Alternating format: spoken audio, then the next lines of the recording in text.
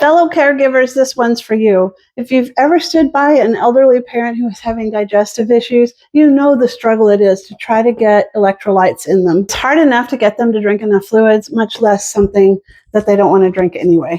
Plain water gets refused. Full-size sports drinks have too much sugar in them. Each packet mixes into water and replaces the electrolytes that get depleted during diarrhea episode, which is a sentence I never expected to say on film, but here we are. Caregiving is glamorous like that. The added vitamin C supports the immune system at the same time, which is a nice bonus when your loved one is already run down. The raspberry splash flavor is pleasant enough that my mom drinks it without turning her nose up at it. And if you've been caregiving for any length of time, you know that compliance is everything. A perfect product that nobody will drink is not actually helpful. The single serving packets also means no measuring, no mess, no equipment. You tear it open, add water, stir, and done. 18 per box means you've got a supply on hand before you need it, which is always the goal in caregiving.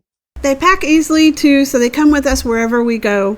If you found this video helpful, please follow my shop for other great caregiving tips. Thanks for watching.